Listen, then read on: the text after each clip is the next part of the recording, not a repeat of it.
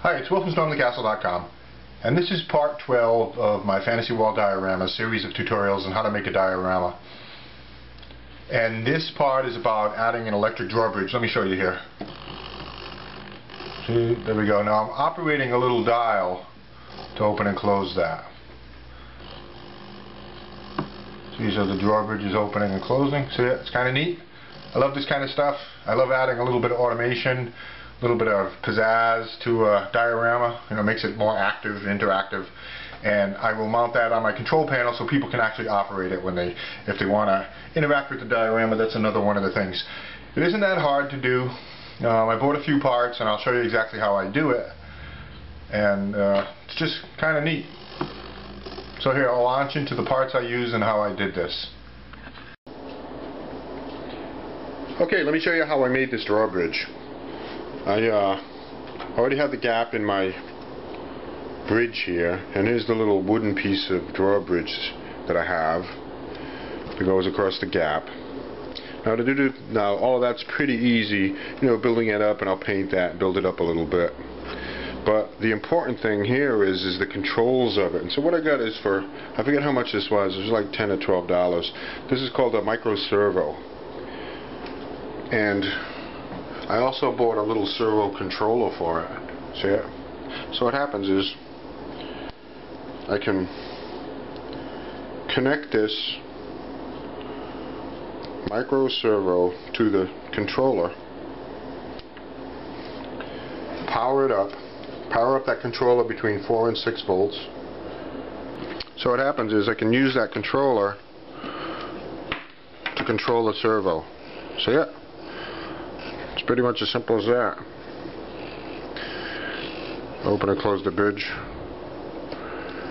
It also has an automatic function there.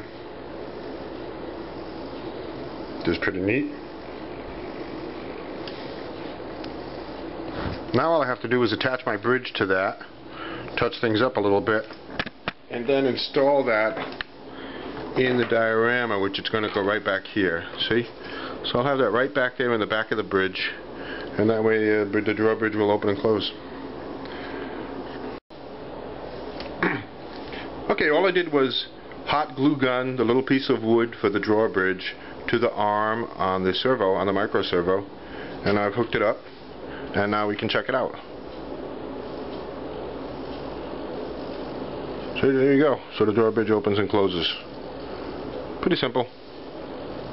Cost a few dollars, but it's kind of a neat little thing. So now what I've got to do is I have to do all the detail work, fill in the plaster. Maybe I'll build a little something to hide the servo, although I kind of like seeing it. I've got to complete the wiring by connecting it up to the harness that's inside the diorama, so it'll go to my main control panel. So I will show it to you one more time after I have it pretty much all completed. All the little detail work is done. So kind of neat. So I'm controlling that. I'm controlling that with the servo controller, see? So I can open it and close it at will, like that. It's kind of neat. I've just wired that servo into the diorama, and if you've watched some of the earlier videos, you know, in the first steps of making this, I figured out where I was going to put all the various lights and automation, and I ran wires inside, and that's what this is. These wires are inside it and hidden away. So that's called a wiring harness. That's a harness of all the different wires in there, and those come out the bottom. Down you can't see it, but down here there's where I'm going to put a control panel. But anyway, you know, I've tested that servo first when I first installed it, and now I've wired it into the wiring harness. So everything's complete, and I want to test it again before I actually add all the detail work, because I want to make sure the electrical portion is working. It wouldn't be good for me to wire it all in, finish it all off to find out something's wrong, then have to take it all apart. So what I've done is I've soldered it. I've used a soldering pencil here. I cut the connector off that servo, soldered it, wired it into my wiring harness, reconnected the switch for it, and now I can test it. See? Now I'm moving the little switch to open it and close it. So now I know the whole thing works correctly. I can go ahead and hide the wires inside, way in the back. I can finish the look of the drawbridge and hide the servo. So and I will show you that. Just wanted to show you a couple of things that I added. Right, I added a little cover on top of the motor to kind of hide it behind wood. And just used little strips of balsa wood. Painted them. Added a little railing here.